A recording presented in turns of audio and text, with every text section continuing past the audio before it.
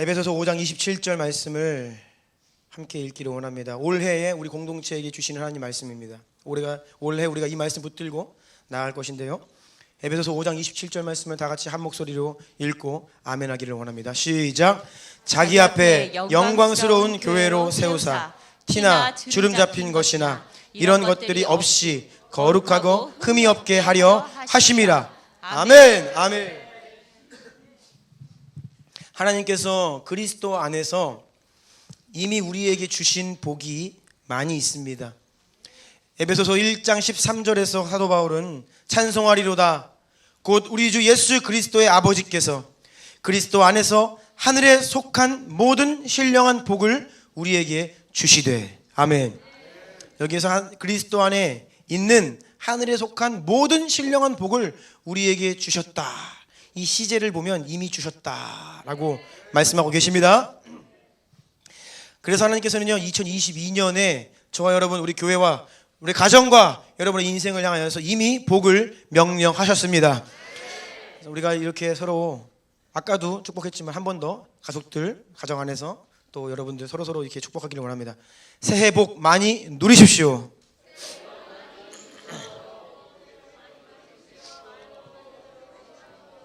아멘. 하나님께서 이미 선포하신 명령하신 그 은총을 다시 한번 선포하고 축복을 우리의 것으로 믿음으로 취하기를 원합니다. 여러분 2022년 기대하시기를 바랍니다. 아멘. 네, 2022년 정말 기대해도 좋습니다. 새해를 맞이할 때에 세상 사람들 이렇게 복 많이 빕니다. 정말 축복의 시즌이죠. 연말 연초 되면요 뭐 너나 누구 할 것 없이 꼭 그리스도인이 아니어도 얼마나 서로에게 복을 빌며 축복을 하는지 모릅니다. 전 국민이 아마 복을 빕니다. 새해 복 많이 받으세요. 새해에는 소망하는 일 다 이루세요. 좋은 일만 있을 겁니다. 막 이렇게 축복을 많이 해요. 그래서 교회뿐이 아니라 교회 밖의 세상도 사실 어제 오늘 1월 1일 1월 2일 가장 기대감이 충만한 날입니다. 또 많은 사람들이 이런저런 계획을 세웁니다. 결단도 합니다. 올해 이루고자 하는 바람들도 각기 있습니다. 올해는 꼭 다이어트에 성공하고 말 거야. 여러분들 가운데도 있을 것 같은데 또 올해는 꼭 결혼을 할 거야. 몇 년째 그거 결혼을 선포하다가 작년에 결혼한 분 저기 계시잖아요. 네, 새해마다 얼마나 선포를 믿음으로 했는지 몰라요. 뭐 아무튼 이렇게 우리가 결단을 가지고 나름 바람과 소원들을 선포하고 기도도 하고 합니다. 다 좋습니다.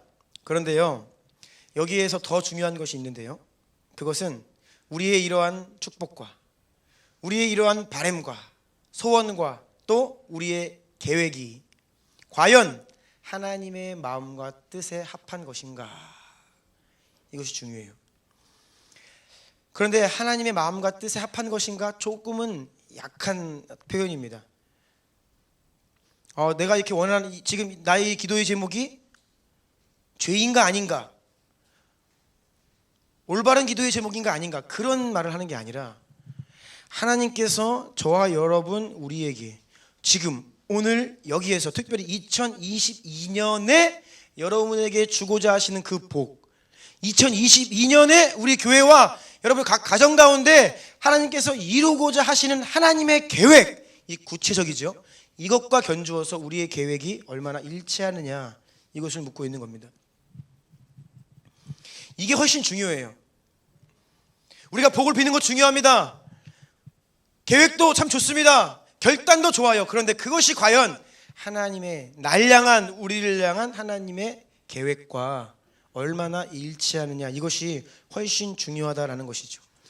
여러분, 하나님은요 언제나 우리에게 분명한 뜻과 목적을 가지고 축복하십니다. 아멘.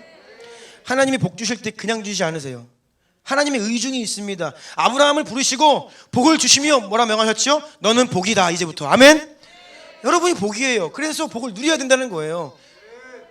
복 주세요 복 주세요가 아니라 이미 우리는 복을 받았고 우리가 복이 되었기 때문에 하나님이 왜 복을 주십니까? 너는 복이 되어 땅끝까지 그 복을 전하라. 아멘. 우리는 복의 전달자예요. 복의 전달자. 하나님은 이렇게 분명한 목적을 가지고 네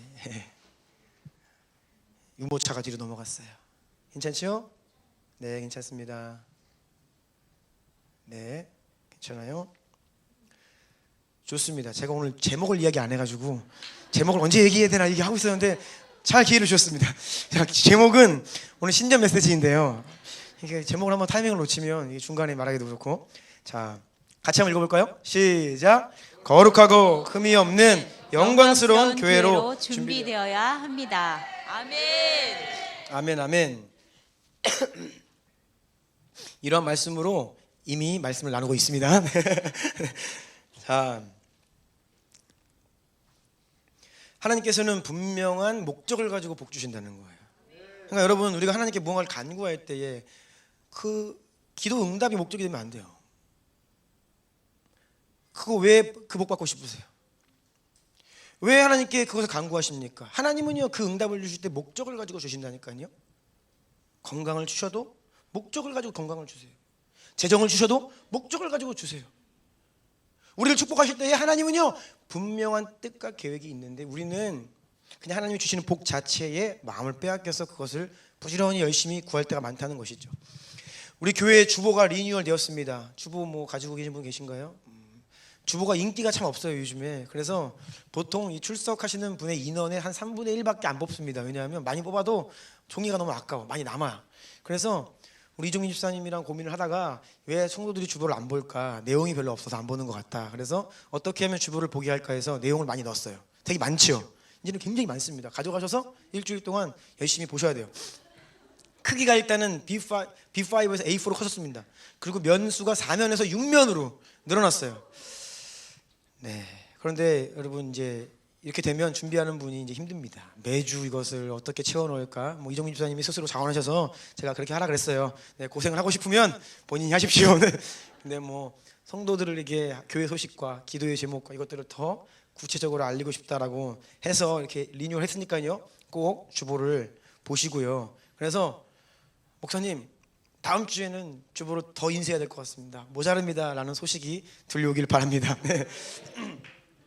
가장 뒷면에 보시면 우리 교회의 비전, 데스티니, 또 핵심 가치 기록되어 있습니다. 또 가장 앞면에 보면 우리 교회의 이름, 주나임, 주님의 나라 임하소서, Thy Kingdom Come. 여러분, 교회 이름은요, 그냥 제가 좋아서 붙인 이름이 아닙니다. 마태복음 6장 10절 말씀에 예수님께서 가르쳐 주신 기도가 있습니다. 우리에게 예수님이 가르쳐 주신 기도의 내용을 보면 나라의 임하옵시며 Thy Kingdom Come. 주님께서 가르쳐 주신 기도는요, 하나님의 뜻입니다. 그것이 아버지의 계획이고 아버지의 목적이고 하나님의 바람이에요. 그래서 아들 예수님께서 우리에게 너희는 이렇게 아버지의 뜻과 목적, 그 의중에 합당한 기도를 올려드려야 한다라고 하면서 우리에게 나라의 임하옵시며 Thy Kingdom Come, 당신의 나라가 이 땅에 임하게 하옵소서라고 기도해라. 아멘. 그래서요, 이것이 하나님의 뜻이고 목적이기 때문에 우리 교회는 주나임 교회라고 하는 이름을 갖게 된 것입니다. 가장 이 땅 위에 교회와 성도들을 향한 주님의 가장 분명하고 온전하신 뜻과 계획들, 그것은 바로 주나임입니다. 아멘. 네, 주나임. 뭐 우리끼리 하는 얘기지만 저는 이것보다 더 멋진 이름 본 적이 없어요. 그래서 어떤 교회들은 뭐 때가 되면 주님이 또 감동 주시면 교회 이름 바꾸기도 합니다. 또 이렇게 이야기하고 바꿀지 모르겠지만 저는 바꾸고 싶지가 않아요. 왜냐하면 너무나 좋은 이름이에요. 가장 좋은 이름이에요. 이것이 하나님 아버지의 열망이기 때문입니다. 그리고 그 주나임 로고 아래 보면 영어로 또 써 있습니다. 뭐라고 써 있어요? 아멘. Come Lord Jesus. 요한계시록 22장 20절 말씀 보면 예수님께서 말씀하십니다. 내가 진실로 속히 오리라. 그때 사도 요한이 아멘 주 예수여 오시옵소서. 성경의 마지막에 딱 예수님께서 한 말씀 남기시고 성경을 끝마치시는데 내가 진실로 속히 오리라. 아멘. 그 말씀에 대한 우리의 반응입니다. 아멘 주 예수여 오시옵소서. 아멘. 신랑이신 예수님의 그 열망은요, 신부에게 가고 싶은 거예요. 예수님은요 신부를 손꼽아 기다리고 계세요. 우리를 보고 싶어 하십니다. 빨리 우리에게 오고 싶어 하세요. 그래서 교회는요, 교회 이름 뭐 주보도 그냥 여러분 필 받는다고 그냥 적는 게 아니에요. 이것이 정말로 하나님의 뜻이고 목적이고 계획이기 때문에 교회 이름을 정하고 주보에도 한 문장을 써도요 하나님의 마음을 새기는 것입니다. 교회의 부르심과 교회의 데스티니와 우리 교회가 무엇을 핵심 가치로 여기고 있는가, 이것은 사람이 결정하는 게 아니에요. 사람이 합의하는 것이 아닙니다. 하나님의 말씀을 통해 우리에게 분명하게 계시되어 알려진 하나님의 뜻, 하나님의 계획, 우리는 그것을 바라고 꿈꾸며 사는 자들입니다. 아멘. 성도들 누구라고요? 하나님의 약속을 따라 사는 자들. 우리가 기도할 때 어떻게 기도의 응답을 확신합니까? 그것이 하나님의 약속일 때 확신할 수 있죠. 우리가 구하는 것이 하나님의 분명한 뜻이기 때문에, 약속이라는 것을 알기 때문에 저는 승리를 확신합니다. 아멘. 저는요 우리 교회 시작과 지금까지 우리가 달려온 길과 계속해서 우리가 부르짖고 있는 이 목적과 부르심이 하나님 아버지의 열망이고 예수 그리스도의 간절한 바람과 일치하기 때문에 우리가 그 하나님의 약속을 선포하며 나아갈 때 반드시 응답되고 승리할 것이라는 것을 여러분 의심치 마시기를 축복합니다. 아멘. 따라서 우리는요 하나님께서 하시는 일에 끊임없이 주목해야 돼요. 하나님이 어떤 목적을 가지고 어떤 의중을 가지고 우리 가운데 일하시는가. 내 인생에 하나님이 왜 오셨습니까? 하나님의 뜻이 있기 때문이에요. 그 하나님이 지금 나에게 오셔서 어떤 일을 행하고 계신지 그 하나님께 계속해서 우리가 주목하고 우리의 마음과 우리의 영을 하늘로 포커스해야 되는 줄로 믿습니다. 그래서 끊임없이 우리는 주님의 이름을 불러야 돼요. 주여, 주여, 주여. 형식적으로 주여 주여라는 말씀이 아니라 주여, 주님의 마음을 알려주세요. 주여, 당신의 음성을 듣게 하옵소서.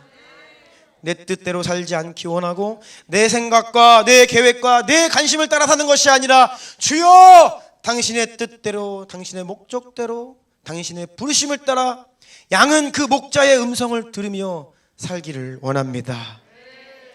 오직 성령의 감동을 따라 살기를 원합니다. 그러한 마음을 담아서 계속해서 주의 이름을 부르는 거예요. 눈을 뜨면 주여, 잠꼬대 할 때에도 주여 하시기 축복합니다. 네. 잘 때에도, 누울 때에도 주여, 일어나도 주여, 걸어갈 때에도 주여, 출근하면 주여, 사람을 만날 때에도 주여, 주여, 주여 들으소서, 응답하소서. 하나님의 마음을 우리에게 계시하여 주시옵소서. 아멘. 만약에 우리가 그렇게 하지 않으면 주님께로 포커스하지 않고 주님께 귀 기울이지 않고 나름대로 계획을 세우고 결단하고 그냥 나름대로 내 생각대로 열심히 산다라고 하면요, 하나님은 하나님대로 계속 일하시는데 나는 그냥 나의 일을 하게 되는 거예요. 우리의 인생이, 우리의 열정이 계속해서 무언가에 들어지는데 그것이 하나님과는 별로 상관없는 일이, 별개의 일이 되어버릴 수 있다는 것입니다. 여러분, 만약에 그렇게 되잖아요. 우리가 하나님과 별개의 일을 한다. 그러면 그 인생은 인본주의로 갑니다. 그런 교회는 인본주의에 빠지게 돼요. 여러분, 인본주의라고 하면요, 어떤 나쁜 죄를 짓는 게 아닙니다. 뭐 타락하는 것을 말하는 게 아니에요. 범죄 행위가 아닙니다. 인본주의는 상당히 좋아 보여요. 좋은 것입니다. 가치 있는 것이에요. 나름대로의 의미도 있습니다. 그런데 방향성이 하나님이 아닌 거예요. 하나님이 아니야. 그러니까 다른 사람 따라하면 인본주의로 가요. 다른 사람 왜 따라합니까? 부러워 보이니까. 그게 내 마음이에요. 옆에 있는 사람이 잘 나가면 그거 따라해. 그럼 날량한 하나님의 계획은 따로 있는데 하나님 중심으로 내 인생을 맞춰야 되는데 따라가요. 이게 인본주의예요. 내 중심, 내 생각. 그것이 아무리 바른 길이라고 하여도. 하나님의 종이 되고 목회자의 길을 가는 것도요, 하나님이 그 인생 가운데 뜻하지 않았는데 간다? 인본주의예요. 왜 하나님이 가라 하지 않으시고 부르지 않으셨는데 내가 왜 그 길을 갑니까? 마치 그와 같은 것입니다.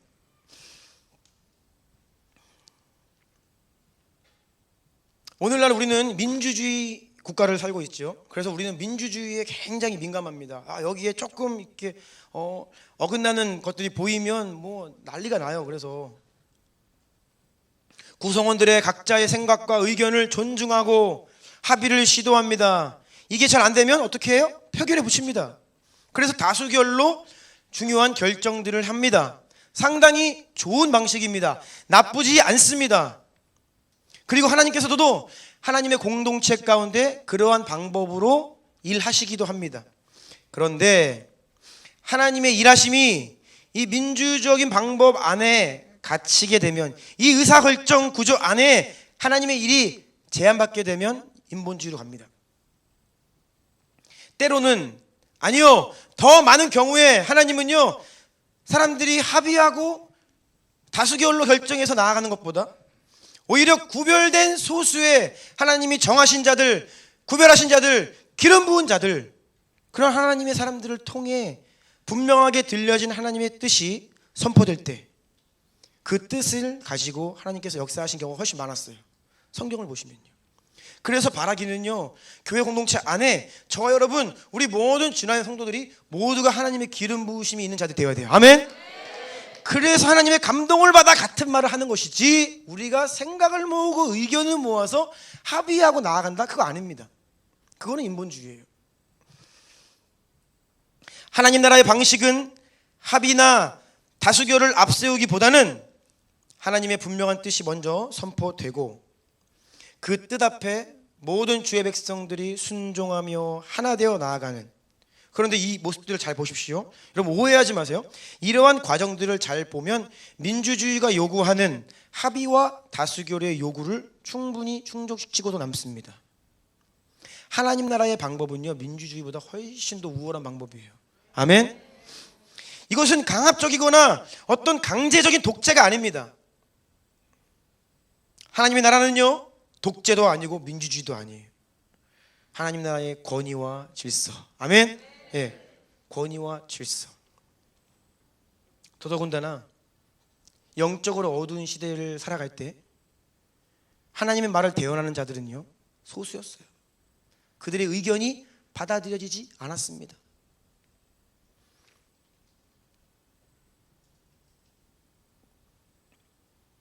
우리는 계속해서 하나님의 뜻에 포커스해야 돼요. 아멘. 그래서 여러분들 주위 사람들이 그거 아니라고 이야기해도, 다수가 아니라고 이야기해도 내 안에 하나님의 주신 뜻이 맞으면 가는 거예요. 아멘. 아멘. 지난번 뉴에 교회 조승영 목사님이 그런 말씀을 하셨잖아요.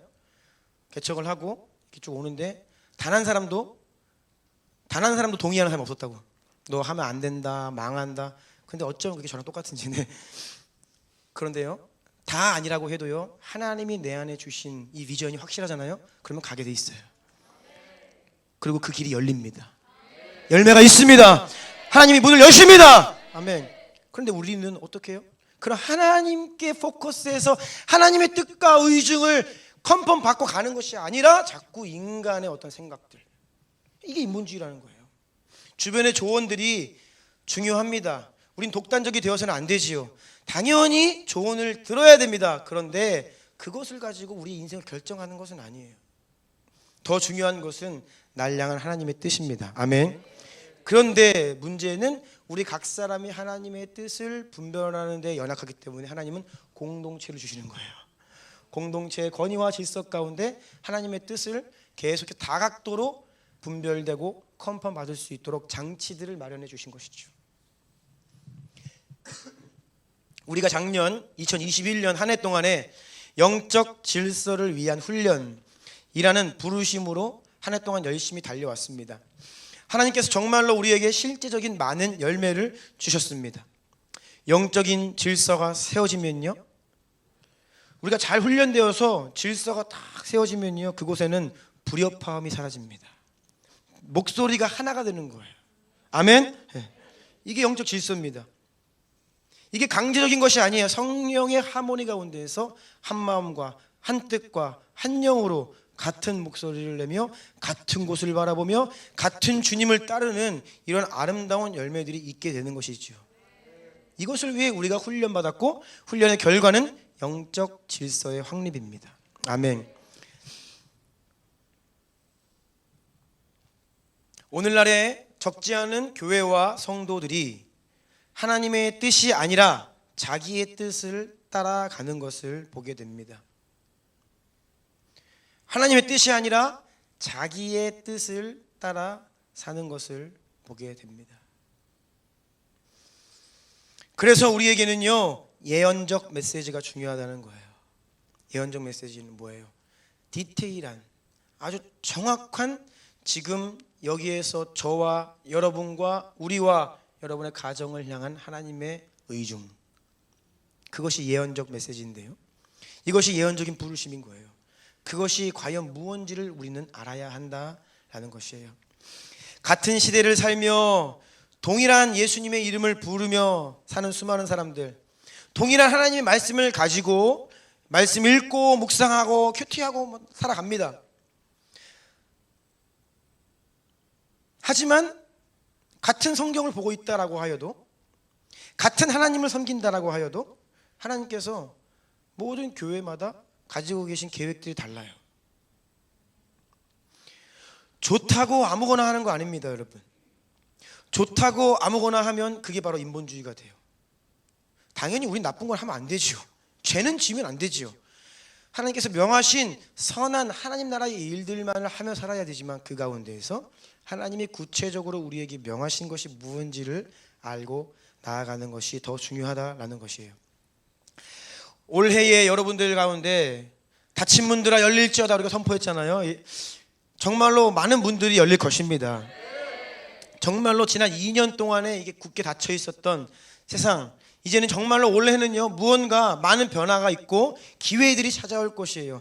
혼돈 가운데 있던 전 세상 가운데 이 질서들이 다시 재편성되면서 많은 기회들이 있을 것이고요. 그것은요, 개인에게도 교회에게도 사업장도 마찬가지일 것인데, 많은 문들이, 기회가 여러분에게 주어질 때에 여러분 분별하셔야 됩니다. 이 문이 과연 내가 열고 들어가야 될 문인지, 아니면 내가 인내해야 하고 분별해야 되고, 아니면 들어가지 말아야 될 문인지를 우리가 분별할 수 있어야 되는 거예요. 어떻게 합니까? 열심히 인터넷 검색하면 나옵니까? 주변에 먼저 잘 하고 있는 분들이 가서 조언을 구하면 답이 나옵니까? 물론 그 모든 것들이 필요하지만 가장 중요한 것은 여러분 각 사람이 하나님의 임재 안에 들어가 그 기도의 제목을 가지고, 하나님 이것이 나에게 주신 하나님의 기회입니까? 아니면 내가 이것을 인내로 기다려야 됩니까? 아직 아닙니까? 주님 말씀하여 주십시오. 그렇게 주님께 들어가 기도하며 하나님께 부르짖고 머물면서 그 가운데 주시는 감동, 하나님 뭐라 하시는지, 그렇게 하나님께 연결되어서 분별해야 되는 것이죠. 주나의 몸에 지체된 여러분들은 그래서 이 하나님의 뜻을 분별하기 위해 이 몸 안에서의 메시지가 중요하다는 거예요. 이해하시죠? 예. 여러분 분당 우리 교회 성도들이 아니라고요, 여러분. 왜? 왜 하나님이 분당 우리 교회 성도들 타는 메시지를 자꾸 가서 들으시려고 그래요?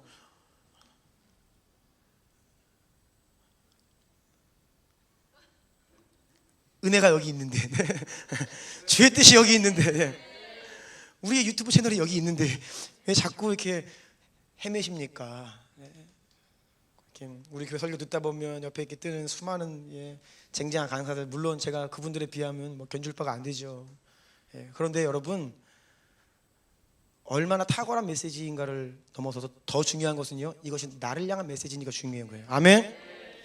이것이 하나님이 나를 향한 메시지라고 하면요, 그것이 조금 투박해도, 제가 자꾸 저를 변호하는 것 같은데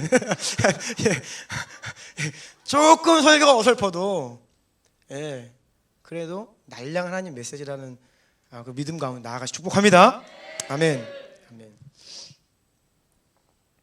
그래서 우리가 같은 본문을 읽는 거예요. 공동체가요.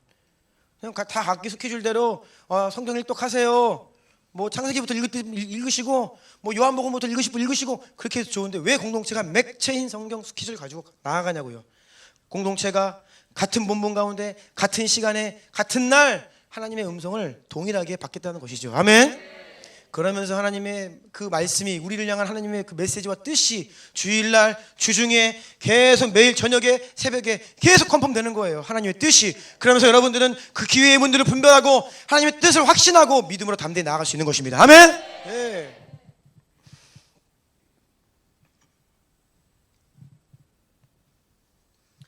이것이 우리가 성경을 매일 같이 읽는 이유고요.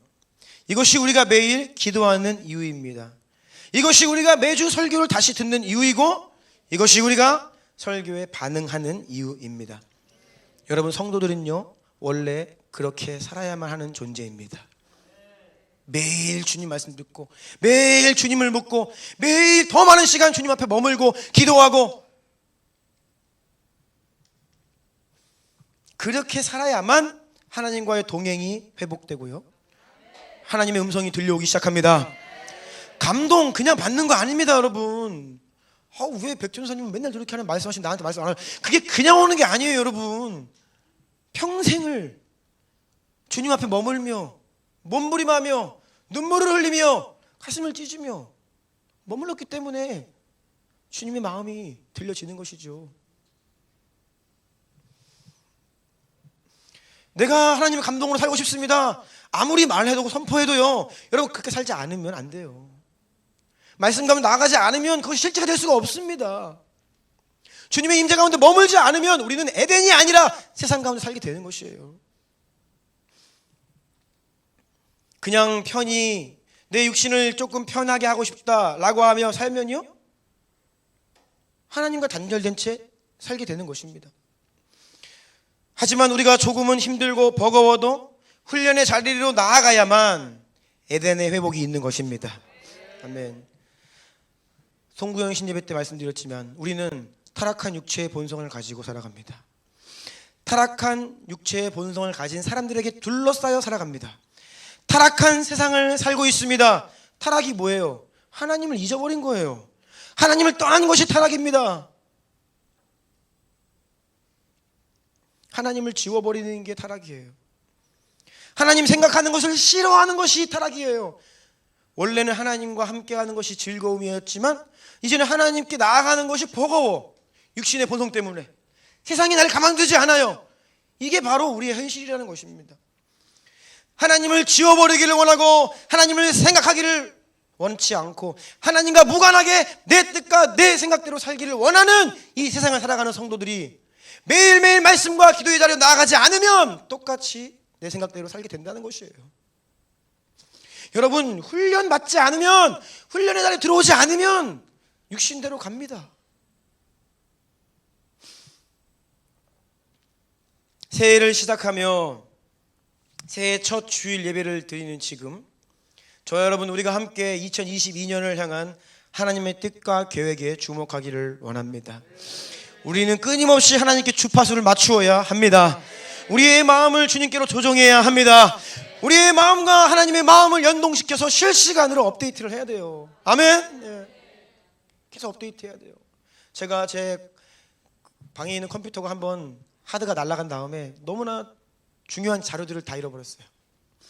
우리 교회 이 도서관 자료 백업해 놓은 거 다 날아갔잖아요. 아시죠? 제가 거의 3개월에 걸쳐가지고 내 넘버를 다 하고 붙이고 했던 그 자료가 지금 없어요. 날아갔습니다. 그래서 멋들어지게 책은 꼽아놓고 다 거기에 네임은 다 코드는 붙여놨는데 자료가 없어졌어요. 그래서 도서관에 지금 제 기능을 못 하고 있어요. 그래서 제가 그 다음부터 뭘 했냐? 제 하드디스크 전체를 이 웹하드와 연동을 시켜놨어요. 제가 뭐 하나 바탕화면에 파일 딱 저장하잖아요. 그 얘가 뺑뺑뺑뺑 돌면서 업데이트를 합니다. 올려요. 웹하드에. 내가 뭐 하나 작업만 하면 얘가 열심히 일을 해서 업로드를 시켜요. 우리의 마음이 그렇게 하나님과 연동되어 있어야 돼요. 하나님이 어떤 마음을 품으시면 그것이 우리 가운데 업데이트가 돌아가야 돼. 하나님 지금 말씀하시는구나. 하나님 지금 나에게 이런 마음 주시는구나. 근데 그것이 주일 예배 때만이 아니라 새벽에 기도할 때만이 아니라 하루 종일 우리가 살아가는 그 모든 순간 가운데 여러분의 직장에서, 가정에서 이러한 일들이 우리 가운데 일어나야 되는 줄로 믿습니다. 아멘. 그렇게 해서 하나님의 마음에 반응하고 사는 것이 성령의 감동을 따라 사는 것이고요, 성령께 순복하는 삶입니다. 이것은 실제예요, 실제. 아멘. 그동안 저희가 뭐 돌파를 엄청나게 외쳐왔습니다. 다음 단계 엄청 외쳐왔죠. 제가 좋아하는 단어가 있잖아요. 다음 차원, 다음 수준. 이게 뭐예요? 여러분, 더 높은 차원의 일, 이게 뭡니까? 현재 수준에서 장벽과 장애물을 뛰어넘고 한계와 제한들을 부숴버리고 묶임과 매임들을 끊어버리고 이제 우리가 넘어가야 돼요, 다음 단계로. 아멘. 그런데 이 다음 단계라고 할 때에는요, 이것은 새로운 일이 일어난다라는 것만을 의미하지는 않습니다. 하나님의 완전하신 계획이 있습니다. 하나님께서는 그 완전하신 계획을 이루기 위한 과정 가운데 우리의 인생을 통치하고 계세요.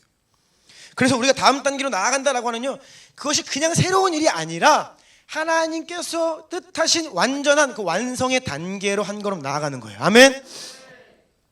우리의 목적과 방향성이 있다는 것입니다. 분명한 방향성이 있어요. 그것을 향해 우리가 조금 온전한 단계로 나아가는 거예요. 온전함을 이루어 가는 겁니다. 그래서 결국 가장 마지막에는 그 온전함이, 하나님의 계획이 이루어지는데 그 온전함을 향해 나아가는 우리의 방향성, 이것을 기억하십시오. 아멘. 하나님은요, 이 땅의 교회와 성도들이 온전하기를 원하십니다. 그냥 원하시는 것만이 아니라 그것을 계획하셨고 그것을 이루기 위해 우리를 연단하시고 여러분을 훈련하시고 여러분 가운데 올해 2022년에도 하나님이 계획하신, 작정하신 그 온전함의 분량을 채우실 거예요. 아멘. 우리가 2022년에 감당해야 할 온전함의 수준이 있다는 거예요. 이만큼에서 올해 이만큼 더 온전함으로 나아가야 한다는 것이지요.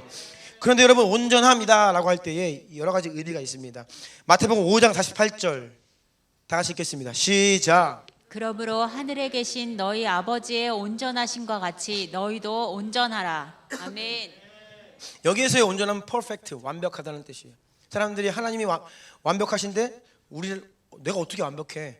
이거 실현 불가능이야. 그러면서 이 말씀을 귀 기울여 듣지 않습니다. 하나님은요, 하나님의 퍼펙트한 그 완전하심의 목적을 이루시기 위해 우리가 일하시는 거예요. 아멘.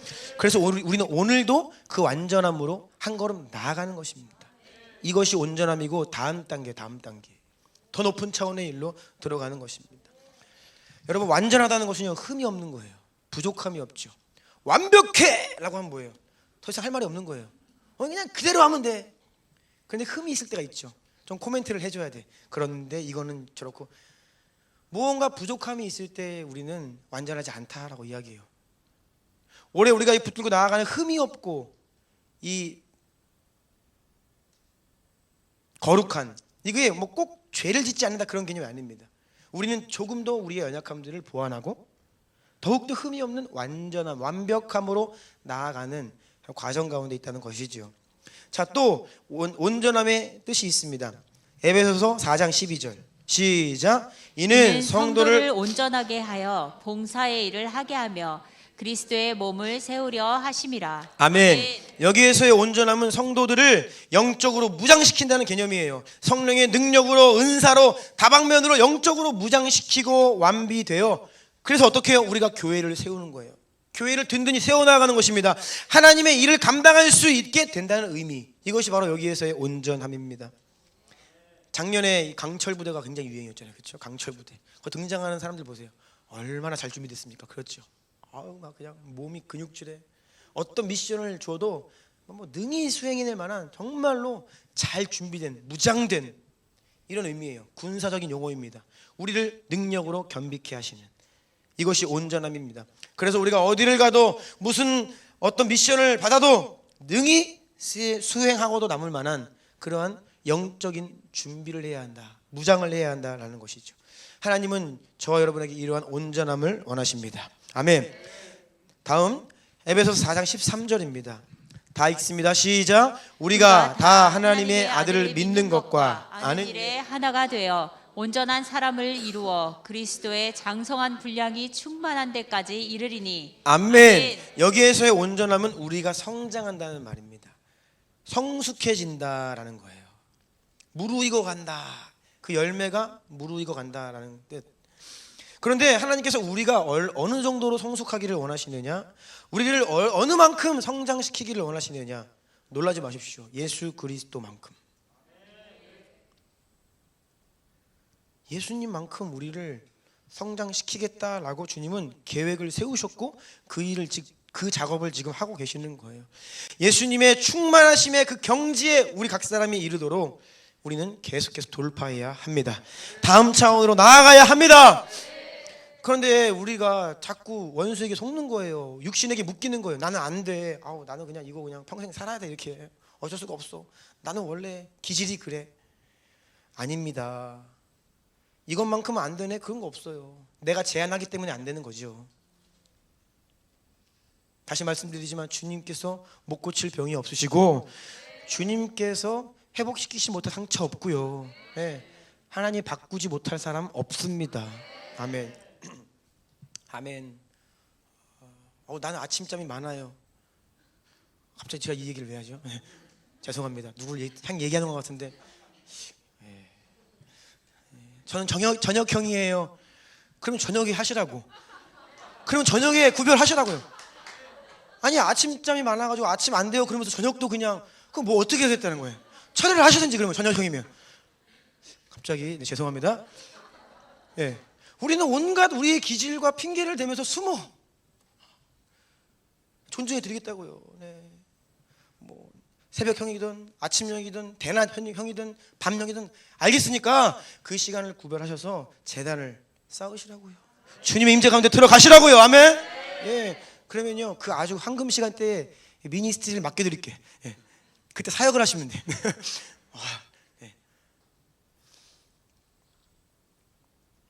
하나님은요 우리를 완벽한 자리로 무장된 사람으로 성숙함으로 이끌고 계십니다. 그러한 방향성을 가지고 그 계획 가운데 우리를 통치하시고 다스리시는 거예요. 이것이 바로 우리가 다음 단계로 나아가야 되는 방향성입니다. 계속 나아가야 됩니다. 계속. 그래서 주님께서 이 땅에 다시 오시는 그날에 주님을 맞이하는 이 땅 위의 교회의 모습이 어떠하냐. 요한계시록 19장 7절 8절 함께 읽습니다. 시작. 우리가 즐거워하고 크게 기뻐하며 그에게 영광을 돌리세. 어린 양의 혼인 기약이 이르렀고 그의 아내가 자신을 준비하였으므로 그에게 빛나고 깨끗한 세마포 옷을 입도록 허락하셨으니 이 세마포 옷은 성도들의 옳은 행실이로다 하더라. 아멘. 저는 이 말씀을 근거로 하여 예수님의 재림을 맞이하는 마지막 때의 교회는 인류 역사상 가장 영광스러운 교회의 모습이 될 것이다. 아멘. 왜요? 그의 아내가 자신을 준비하였다, 단장하기를 끝마쳤다 라고 땅으로부터 하나님께로 그 선포가 올려질 때 예수님 다시 오시는 거예요. 아멘. 그러면 예수님 맞을 준비가 된, 이제 곧 혼인잔치에 들어갈 준비가 완전히 된 그리스도의 신부들, 교회들의 모습이 어떠하겠어요? 너무나 순결하고 거룩하고 영광스럽고. 아멘. 정말로 그런 교회는요 죽음도 두려워하지 않는 불같은 사랑으로 예수님 맞이하게 될 것입니다. 우리가 지금 그런 시대를 살고 있고 그때를 준비해야 된다는 것이에요. 그냥 조금 열심히 해서 믿음 생활 좀 잘하다가 그냥 복 받고, 그게 아닙니다. 여러분, 우리가 와 있는 지금 타임테이블을 보셔야 돼요. 마지막 때에 와 있습니다. 하나님이 우리를 완벽한 자리로, 완벽한 교회로 만드시겠다라고 작정하시고 지금 우리를 이끌고 계시는 거예요. 코로나 팬데믹이 그냥 온 것이 아니에요. 왜 전 지구적인 혼돈이 옵니까? 주님이 교회를 깨우고 계시는 거예요. 성령의 음성을 들어야 합니다. 네. 이것이 바로 올해 우리가 붙들고 나아가는 에베소서 5장 27절 말씀 안에 다 들어있는 거예요. 다시 한번 읽을게요. 에베소서 5장 27절 시작. 자기 앞에 영광스러운 교회로 세우사 티나 주름 잡힌 것이나 이런 것들이 없이 거룩하고 흠이 없게 하려 하심이라. 아멘. 거룩하고 흠이 없는 영광스러운 교회, Holy and blameless. 흠 잡을 데가 없는 완전함과 성숙함의 지경으로 우리를 인도하신다라는 것입니다. 저와 여러분이 이 자리로 나아가야 합니다. 지난 한 해 동안 우리가 강하게 훈련받았는데요, 이 가운데에는 또 이 공동체의 훈련 흐름과 함께하지 못한 분들도 계십니다. 괜찮습니다. 훈련 안 받아도 괜찮다는 말씀이 아니고요, 이제부터 하면 된다라는 말씀이에요. 우리의 훈련은 지금부터 시작이기 때문이에요. 네. 성도들이 더 이미 너무 멀리 갔네. 나는 지금 이제 거기 뒤늦게 참여하기가 쉽지 않아. 라고 생각하는 것은 속는 거예요. 우리는요, 이제 막 훈련을 시작했습니다. 나아갈 길이 멀어요.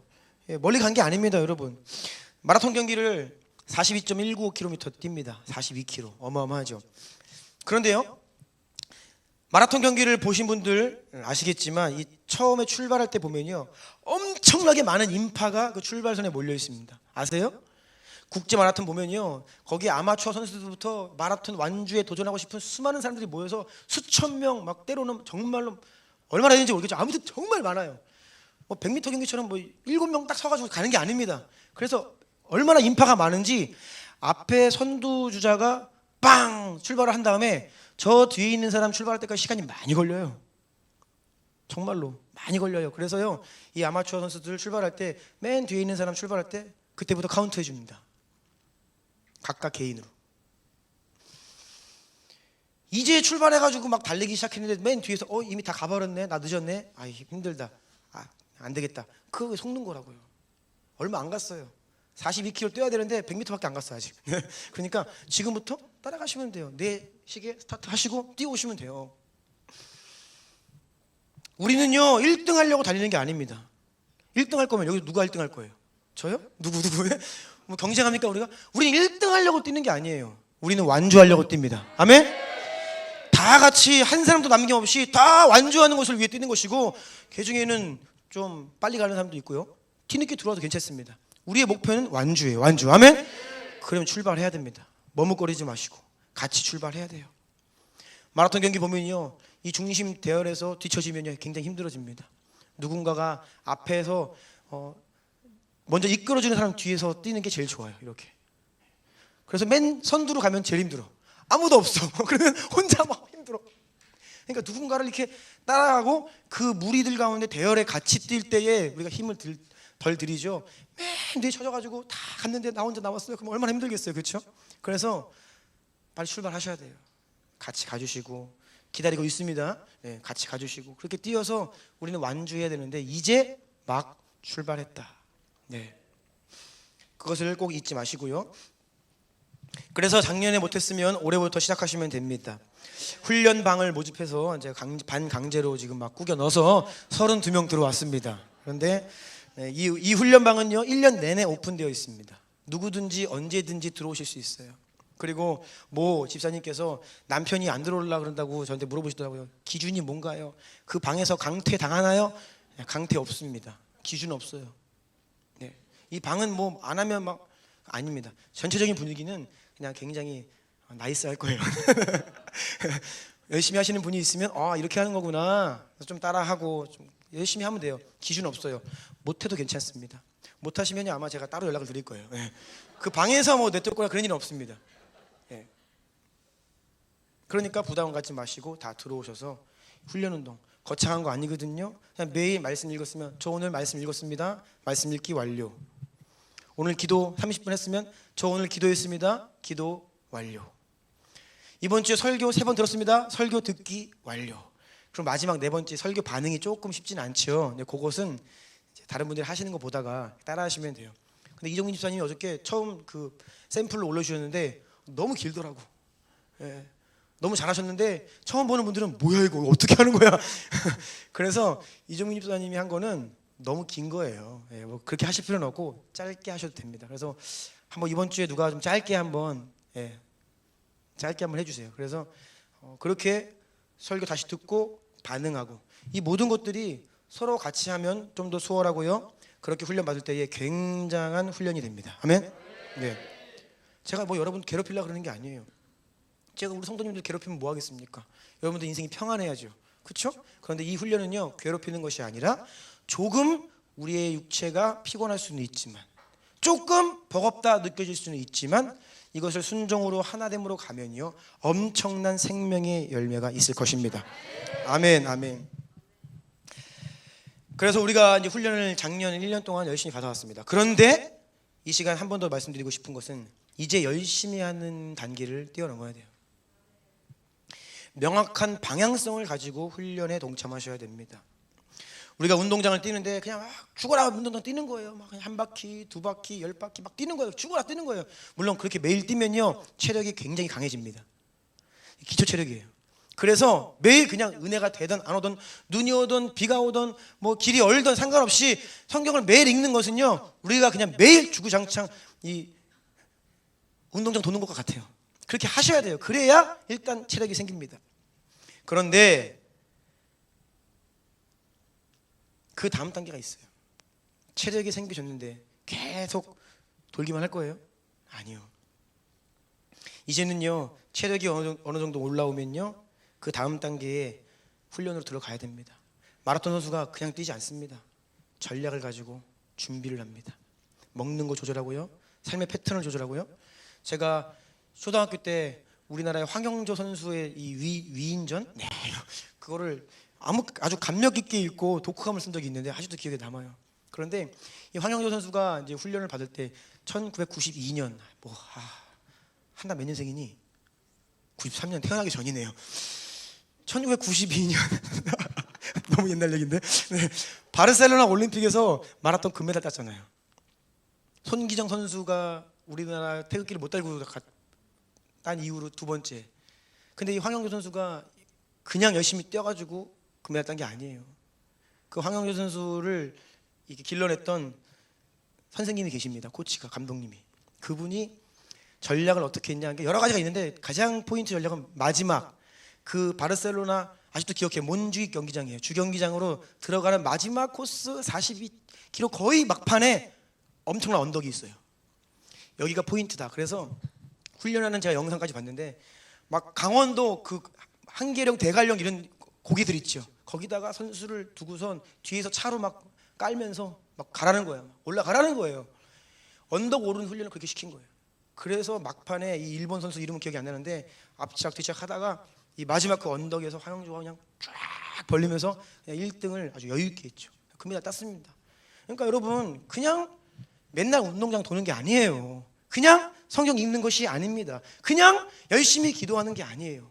이제는 우리가 내 종목이 뭔지, 우리가 무엇을 디테일하게 더 가다듬고 연마해야 하는지, 그러한 더 세미한 훈련으로 들어가야 한다는 말씀을 드리는 거예요.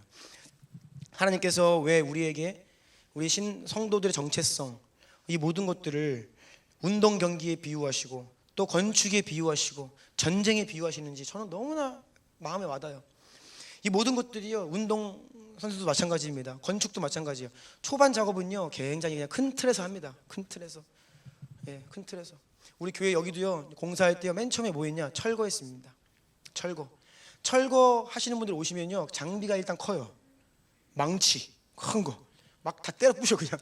그리고 그 나홀로 집에 도둑놈들이 갖고 사는 거 있죠. 긴 거 막 이거 막 뜯는 거, 그거 가져와가지고 여기 곳곳 다 뜯고 부시고.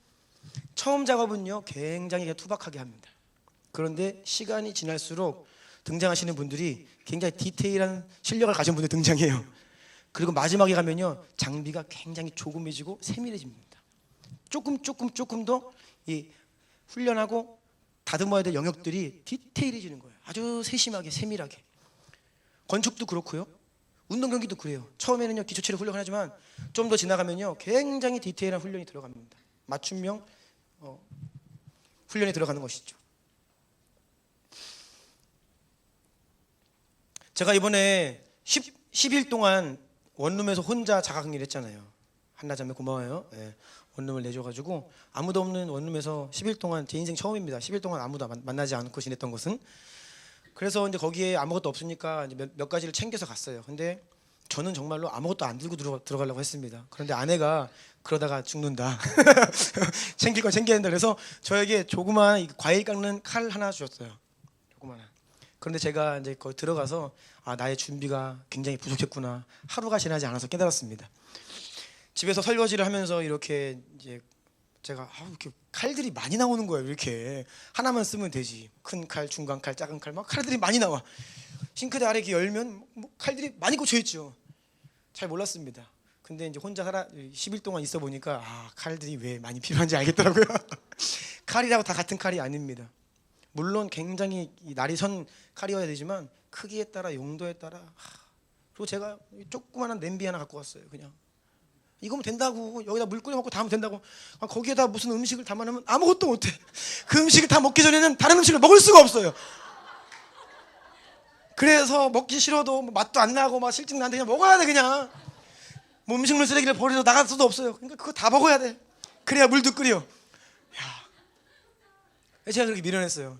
그릇도 큰 그릇, 작은 그릇, 넓은 그릇, 깊은 그릇 다 필요한데, 제가 무슨 생각을 했냐면, 우리가 말씀의 검, 성령의 검이라고 이야기하는데요, 이 검을 그냥 뭐 맥가이버 칼 하나 가지고 싸우겠어요, 여러분? 디테일하게 다양한 칼을 준비해야 되는 것이에요. 아멘.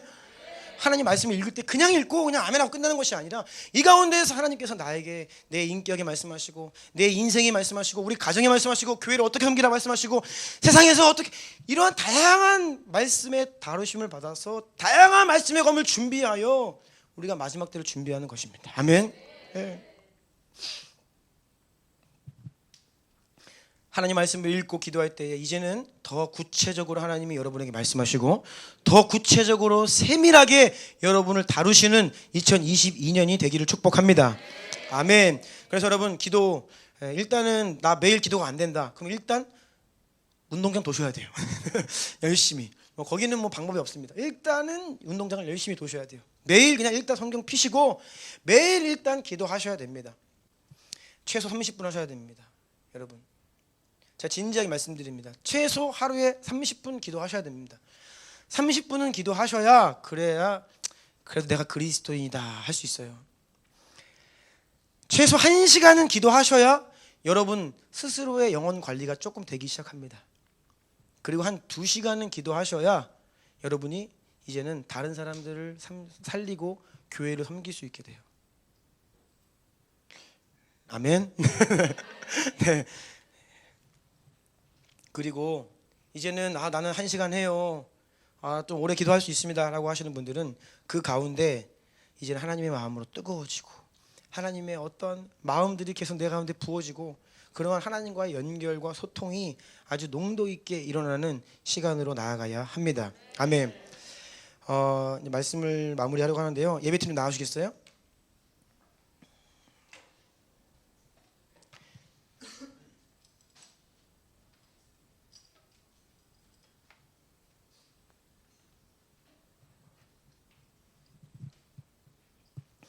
사도 바울이요,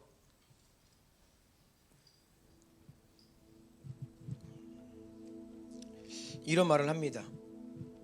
미쁘다 모든 사람이 받을 만한 이 말이요, 그리스도 예수께서 죄인을 구원하시려고 세상에 임하셨도다 하였도다. 죄인 중에 내가 괴순이라. 사도 바울이 자신을 죄인 중에 괴수다. 에베소서 3장 8절입니다.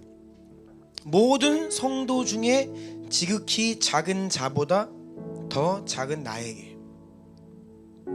자신을 모든 성도 중에 지극히 작은 자보다 더 작은 나에게. 그럼 우리는 뭐예요? 우리는 모든 성도 중에 지극히 작은 자보다 더 작은 자보다 사도 바울이 이렇게 이야기를 하는 이유가 무엇일까요?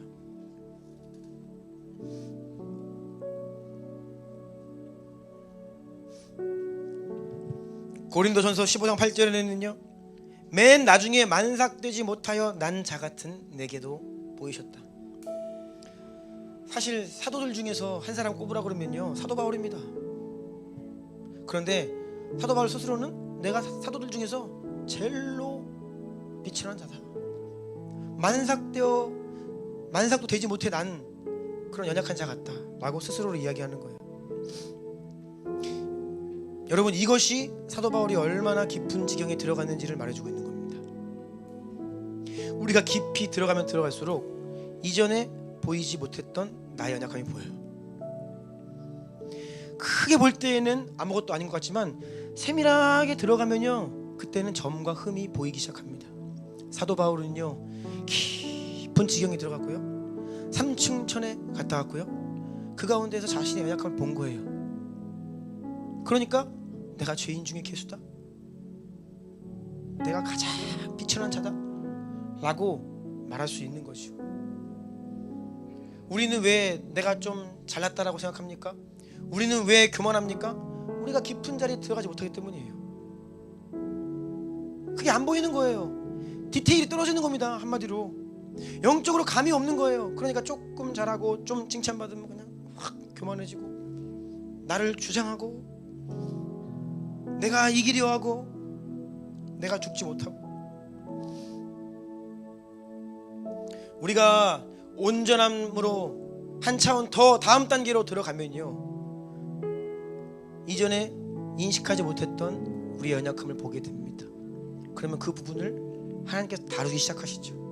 그거 가지고 주님께 나아가는 거예요.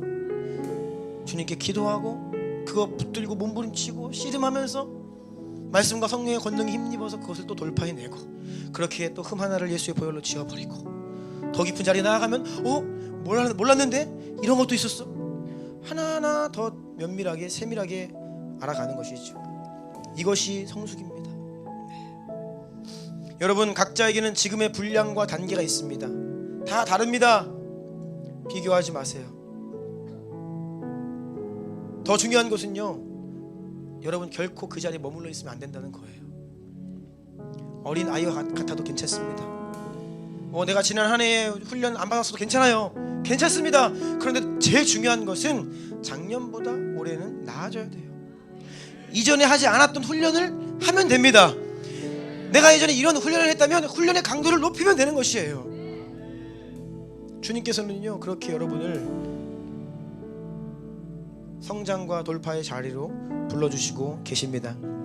그래서 여러분 적극적으로 주님께 마음을 열고 나아가셔야 됩니다. 디모데전서 4장 7절부터 9절 읽어드립니다. 망령되고 허탄한 신화를 버리고 경건에 이르도록 내 자신을 연단하라. 육체의 연단은 약간의 유익이 있으나 경건은 범사에 유익하니 금생과 내생에 약속이 있느니라. 미쁘다 이 말이여 모든 사람들이 받을 만하도다. 아멘. 내 자신을 연단하라. 너 자신을 훈련하라. 왜요? 내생, 금생과 내생에 약속이 많다는 것입니다. 이 말은 모든 사람이 받을 만한 말이라는 거예요. 여러분 가운데 한 사람도 예외는 없습니다. 이 시간 기도하기를 원하는 것은요, 한 해 동안에 주님을 가까이 하기로 결단하세요. 이렇게 그런데 추상적인 결단하지 마시고요, 구체적으로 매일매일의 삶을 결단하시기를 바랍니다. 매일 성경을 펴 맥체인 스케줄에 따라 읽고 묵상하며 더 깊은 자리로 나아가겠습니다. 매일매일 바쁘다는 핑계 뒤에 숨지 않고 주의 이름을 부르며 30분 이상씩 기도하겠습니다. 우리 몸에게 나에게 주신 하나님 말씀을 다시 반복해서 듣겠습니다. 그 하나님 말씀에 반응하며 나아가겠습니다. 주님, 이 모든 시간들을 통하여 나를 연단하시고 훈련하여 주시옵소서. 더 완벽함으로, 더 성숙함으로, 더 무장된 자리로 나를 이끌어 주시옵소서. 우리 주님의 이름을 세 번 부르고 기도합시다. 주여,